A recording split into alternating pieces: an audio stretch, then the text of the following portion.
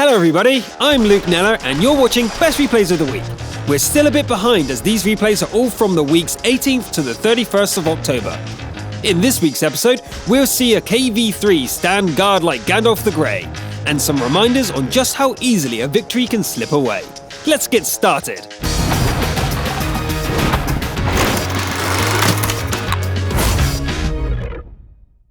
The defender is there to make sure the base doesn't fall into enemy hands. Do it well enough and they may never even see the capture zone.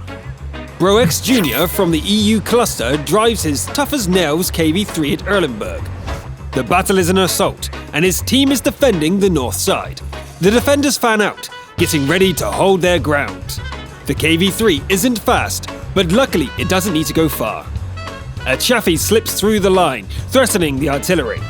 Brox Jr. turns around and heads back to base. The scout dies, but a decision has been made. Brox Jr. is going to stay and defend the circle, no matter what. It's a good thing too. Defense in the west has collapsed, and enemy tanks are streaming in.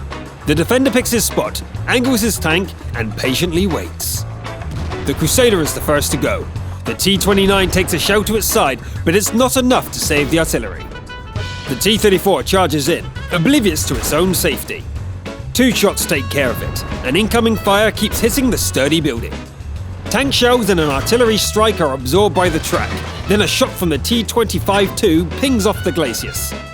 The KV-3 is at full health, and none shall pass this bridge. They are determined to try though.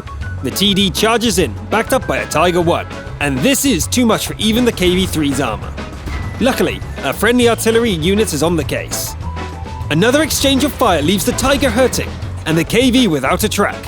The side scraping is perfect, but the score is not looking too good. A well-timed attack takes care of the Tiger and reveals an SPG. The VK Heavy is a more urgent target though, so receives the next shell. An unseen enemy disables a track, and the SPG manages to escape. The KV-3 stays in the base, using the buildings for cover and looking for targets. The Su-100 is tougher than it looks and wins the exchange. Brox Jr. reloads, angles his approach and does it properly. This time the Su-100 has no chance. Next target, an Su-100Y in the distance. The steady shot to its side takes away half its health. The KV-85 is spotted, but turning to deal with it may have been a mistake, as artillery gets in a free shot from behind. On the other hand, the rival KV bursts into flames. The fire nearly does the trick, but it takes one more shell to finish the job. The other KV-85 is seen as well, but as Brox Jr. turns to attack, his luck finally runs out. Two punishing hits hammer the KV-3 down to 15 HP. The damaged turret is slow, so he turns the hull to bring the gun to bear. Boom! The game is 2 versus 2, and no enemies have made it to the circle. Turning the tank is taking forever, and the SU is coming to finish the job. The gun turns just in time, and one more enemy is gone. In the distance, the remaining ally finds the artillery, and the game is over. Victory! That was amazing! Nobody could cross the bridge and live. Ace Tanker, Steel Wall, 8 kills, and now our Defender of the Week award. Congratulations! Our next submission is one of those hard-to-classify replays, which qualifies for several categories. However we look at it, Blessek definitely qualifies for a best replay, so crucial contribution it is. The standard battle is fought at Westfield, and Blessek is driving his Panzer 4H. The start is not terribly promising. The Panzer is sluggish on the slopes, and, well, it can't climb that. Never mind. Onwards and forwards. Finally reaching a good position, Blessek draws a bead on his opposite number and lets fly. Boom! No more rival. The first shot at the nippy Panzer 1C misses, but when it reappears at close range, it's an easy kill. 2 down. Taking fire but no damage, the Matilda is a tough customer, but the smaller Panzer is easy. Another HE shell, another kill. The Matilda makes things easier by showing its side, but it still soaks up shell after shell. Eventually an ally puts it out of its misery. Blessek climbs to the highland and is faced with a worrying sight. The entire northwestern side has collapsed, and the base is wide open. Allies are putting pressure on the enemy base, but somebody has to defend. The first artillery is taken down, and enemy armor is rolling towards the cap zone unopposed. Blessek looks for stranglers to ambush, and then fires a shot down into the valley. The game is 2 against 5, and his only ally is a bottom tier. Now it's time to see what the 10.5cm gun can do. 54 hit points? Really? Well, at least it reset the cap. The French TD is coming up to deal with him, but here the gun bites just fine. 1 shot is all it takes. 50% cap, and apparently the enemies know just where to aim. 2 shots reset both cappers, but the damage isn't that heavy, and a Churchill is coming for him. 1 more hit, and then the Churchill 1 has to be dealt with. Both combatants miss, but the Churchill starts taking fire from across the valley and loses a track. The remaining ally is helping out. Free for a moment, Blessek swaps to heat ammunition and takes careful aim at the KV-1. That's more like it. Half its health vanishes in a flash. The VK-3601 gets a shot in, but the next heat round takes it out of the match. Now for the Churchill. A heat round should... but no! Once again, the shell hits the dirt. A hasty reload, a nervous unaimed shot, and the Churchill explodes. Whew! A bit of luck there, even at this range. Another heat round at the KV, but this time it doesn't even scratch the enemy. The cap is reset though. Blessek swaps to the HE and starts to wear the KV down. It's going well, but suddenly the second premium Churchill opens up on him, sight unseen. That rapid-fire gun can demolish the Panzer in short order. 3 hits are taken, and the repair kit used up before the Panzer IV gets into cover. Blessek gets into position just in time to see the KV-1 finish off his ally. A few seconds later, his HE shell finally ends the capture for good. Sixth Sense lights up, and he backs off, hopefully away from the Churchill. Now what? 60 HP left, and who knows if the Churchill has been damaged at all? Blessek doesn't hesitate, and heads off along the northern road at best speed. Cap started. Did he guess the enemy's plan correctly? If the Churchill intended to capture, it's now too late for that. Can he get back in time? Blessek angles his hull, aims his gun, and waits for the enemy. But it's not necessary. The Churchill is too slow. Victory! Excellent game, Blessek. Ace, Defender, Invader, Top Gun. Way to think on your feet and do what's needed at each stage. This is the essence of the Crucial Contribution Award. Let's move on to a pure Invader game. It's important to recognize the right moment to head for the enemy base. Sparky 1 shows fine instincts for doing just that.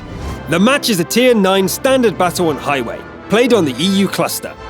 Sparky is driving the Lorraine 40-ton autoloader, and he shows off the tank's engine power with a dash to the city. Look at it go! This looks like a practice tactic.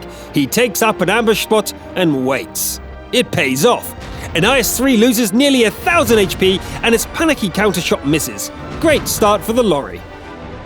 After the reload, a Jagdpanther is pushing into the courtyard. Emptying the magazine leaves the TD dead and 2 heavy tanks damaged, but this time the Lorraine also takes a beating. Instead of waiting out the reload in safety, Sparky gets out of the courtyard and drives at the enemy before the magazine is ready. The overbold engagement doesn't go cleanly. The premium Jagdtiger puts several shots into his lorry, and Sparky only survives with the support of the FCM 50-ton. At least the IS-3 from earlier is finally dead. This is tricky though. The tank is helpless during the reload. It can't survive a hit, and the TD he killed earlier has blocked the escape. Sparky trusts the allies to keep the Jagdtiger busy and makes a break for it. This is a moment I spoke of earlier. The game is dead even at 8-8, and there's a small window of chance to go for the capture. With the speed shown at the start, the Lorraine flies over the map. Sparky swings around and approaches the base from behind. A second Jagdtiger 88 is guarding the base, but it's looking the wrong way and completely helpless. The Lorraine settles in the capture zone, and the crew can focus on the reload. A nearly dead T-28 prototype is spotted in the distance, but nothing can be done about it just yet. The T-28 becomes visible again as it kills an ally, and this time the weapon is hot. A single shot is all it takes. Sparky draws back for some cover, and the counter-capture starts. The allies are going back to defend, so the lorry is on its own. What's worse, an enemy M12 SPG is coming to deny the cap. The lorry has a small edge, but it can't leave the cap to deal with the arty. Maybe he can. No, too risky. It's better to stay behind the barn. Actually best to withdraw as far as he can.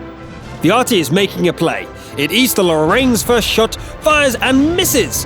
Whew, it's victory now. 5 more seconds and it's over. Now, that could have resulted in victory even without the capture, but Sparky's decision to cap and the way he went about it was just about perfect. Invader of the Week, congratulations! Right, let's relax with a traditional Top Gun for a while. Tier 10 mayhem on mines with Xander T taking his Object 140 on a killing spree. The Object leads the charge as the team takes possession of the central high ground. The first minutes are spent jockeying for position. Shots are fired, but nothing much happens, other than friendly tanks dying. With the score at 3-8, it's starting to look like it's now or never. The KV-4 takes a hit, and the AMX 5100 becomes the first kill of the match. Our Rambo contender is still cautious though, and backs off. Every ally on the hill is dead, and enemies are driving up to claim it. This is where Xander draws the line. The American autoloader can only scratch the Object's paint, and it gets ruthlessly demolished. The Lovi has a nice gun, but it should know when it's outclassed. It doesn't take long to become the third kill, and the Object is just warming up. A Tortoise is tough as now, but not so much when it's showing it's behind. Fourth kill! And why not take out the T-110 while you're here? That makes 5. The VK is tougher, better do this right. Except Xander loses sight of the enemy for a moment, receives a shell, and his own shot fails to penetrate. Damn! Okay, better relocate. Among other things, the enemy team have a top-tier artillery piece. Let's not take any chances. The Object climbs down and goes hunting. The capture siren sounds briefly, but the enemies are out for blood, not capture points. Xander attempts to help his ally, but the TD is doomed. Also, he has his own problems with the heavy VK. Circling the building to gain an advantage, he gets proof that the enemy SPG is awake. The VK finally goes down to an auto-aim shot, but that fight costs a lot of hit points. 3 enemies left. Xander moves forward just as the autoload artillery fires. The shell misses, but his track is cut by the Centurion. Yikes! That was lucky. The artillery is probably reloading, or he would have taken a shell there. Xander backs away, and before long the capture starts in earnest. The enemies are not taking any chances. They have artillery support, and they will force him to come for the cappers. Smart. Challenge accepted. The Object takes the long way around, using any cover that can be found. Let them try and guess where he'll pounce from. The Waffenträger guesses wrong, and Xander gets a free shot in. The building provides cover, but not from the artillery. The TD dies, and the artillery misses again. Forward! Shots are traded. The artillery fires, and Xander goes for the ram. No! Let's see that again. The artillery is missed 3 times and will still have a shell. Xander has ammo rack damage and can't risk another shot. A ram makes sense, but the enemy countercharges and the speed is just too high. It could have worked. Still, that was a spirited Top Gun once it got going. 8 kills, ace, and 111 base defense points, not to mention the Michael Bay ending. You can't win them all. And now, a double feature as Endymion and Silent Hunter 68 take their T-34 heavy tanks into battle on fjords. The heavy boys head south, getting down from the road for cover. Silent Hunter is in the lead as a Chaffee races past, putting a single shell into Endymion's ammo rack. Let's just see about that. Patient aim is rewarded as the return shot blows the pesky scout into shrapnel. Still, that's the repair kit gone right at the start. The enemy team's heavy hitters arrive, but their Tiger IIs seem to have split up. The brothers take some damage, while the opposing force is utterly demolished.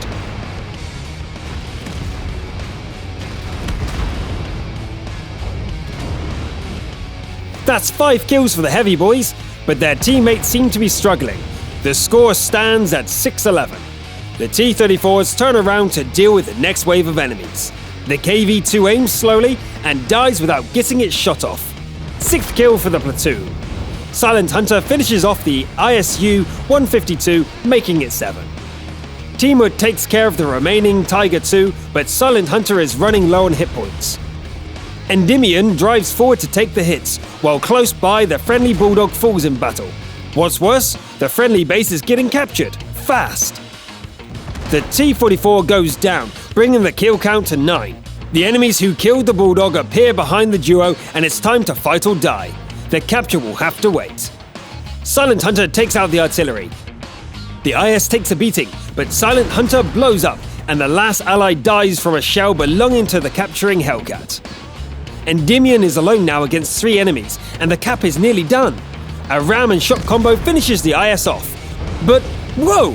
The capture bar disappears at 98%. Apparently the Hellcat doesn't want to win by a capture. That may cost him dearly now. The T-25-2 fires and misses, as does our lonely hero. The next shots both hit, and it ends badly for the TD. It's 1-on-1 now, Hellcat. And there he is, with barely 100 hit points. We can only wonder what possessed the enemy as Endymion takes the match-ending shot. Victory! The brothers-in-arms racked up 13 kills and displayed beautiful teamwork throughout the match. The enemies would still have won if they hadn't gotten greedy. There's a lesson for us all in there. That's it for today's show. Keep sending in those replays. Remember that we're selecting the replays constantly in 2-week blocks and are fully caught up there. I'm Luke Neller. Thanks for watching.